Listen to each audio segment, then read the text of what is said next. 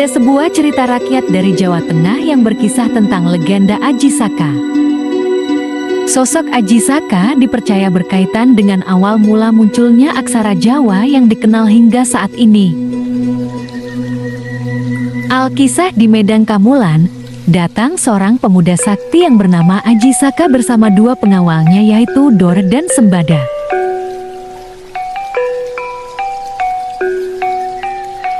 Saat mereka tengah dalam perjalanan menuju Medan Kamulan, Aji Saka dan dua pengawalnya sempat terhenti di daerah Pegunungan Kendeng.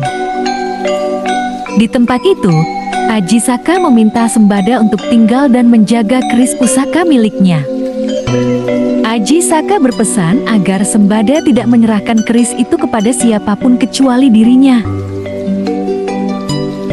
Lain kisah, di Pulau Jawa ada sebuah kerajaan yang sangat makmur sejahtera yaitu Kerajaan Medang Kamulan.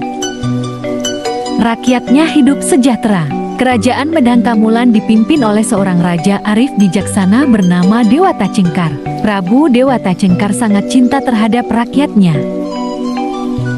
Pada suatu hari, juru masak Kerajaan Medang Kamulan yang bertugas membuat makanan untuk Prabu Dewata Cengkar mengalami kecelakaan saat memasak.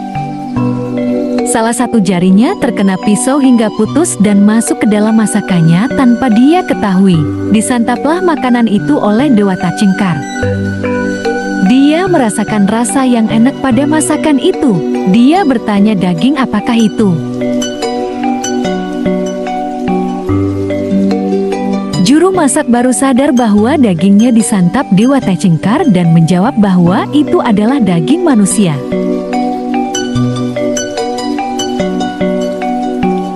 Dewata Cengkar ketagihan dan berpesan supaya memasakkan hidangan daging manusia setiap hari. Dia meminta sang patih kerajaan supaya mengorbankan rakyatnya setiap hari untuk dimakan. Oleh karena terus-menerus makan daging manusia, sifat Dewata Cengkar berubah 180 derajat. Dia berubah menjadi raja yang kejam lagi bengis. Daging yang disantapnya sekarang adalah daging rakyatnya. Rakyatnya pun sekarang hidup dalam ketakutan. Tak satu pun rakyat berani melawannya, begitu juga sang patih kerajaan. Saat itu juga Aji Saka dan Dora tiba di Kerajaan Medang Kamulan. Mereka heran dengan keadaan yang sepi dan menyeramkan. Dari seorang rakyat, beliau mendapat cerita kalau Raja Medang Kamulan gemar makan daging manusia. Aji Saka menyusun siasat. Dia menemui sang patih untuk diserahkan kepada Dewata Cengkar agar dijadikan santapan. Awalnya sang patih tidak setuju dan kasihan. Tetapi Aji Saka bersikeras dan akhirnya diizinkan. Dewata Cengkar keheranan karena ada seorang pemuda tampan dan bersih ingin menyerahkan diri. Aji Saka mengatakan bahwa dia mau dijadikan santapan asalkan dia diberikan tanah seluas ikat kepalanya dan yang mengukur tanah itu harus Dewata Cengkar. Sang Prabu menyetujuinya. Kemudian mulailah Dewata Cengkar mengukur tanah. Saat digunakan untuk mengukur, tiba-tiba ikat kepala Dewata Cengkar meluas tak terhingga. Kain itu berubah menjadi keras dan tebal seperti lempengan besi dan terus meluas sehingga mendorong Dewata Cengkar. Dewata Cengkar terus terdorong hingga jurang pantai laut selatan. Dia terlempar ke laut dan seketika berubah menjadi seekor buaya putih. Aji Saka kemudian dinobatkan menjadi Raja Medang Kamulan.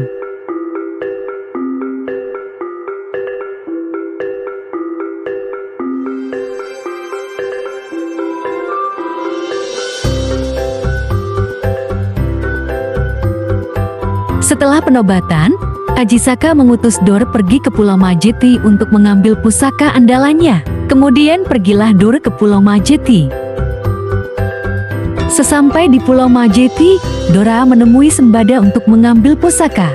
Sembada teringat akan pesan Aji Saka saat meninggalkan Pulau Majeti untuk tidak menyerahkan pusaka tersebut kepada siapapun kecuali kepada Aji Saka. Dore yang juga berpegang teguh pada perintah Aji Saka untuk mengambil pusaka memaksa supaya pusaka itu diserahkan. Kedua abdi setia tersebut beradu mulut bersikukuh pada pendapatnya masing-masing, dan akhirnya mereka berdua bertempur. Pada awalnya mereka berdua hati-hati dalam menyerang karena bertarung melawan temannya sendiri.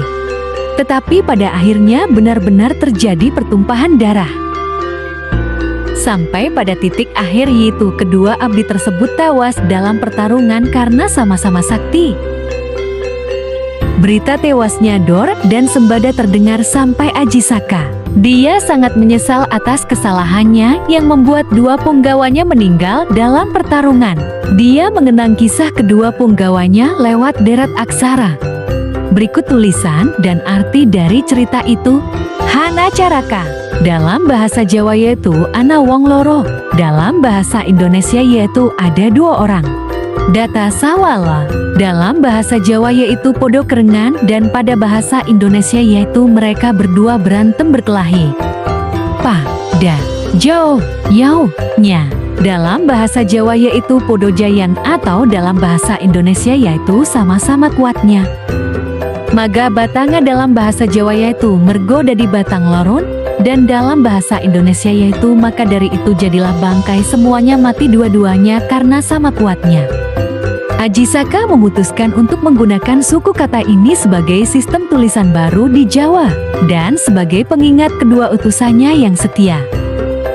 Itulah legenda Aji Saka yang sering diceritakan orang tua.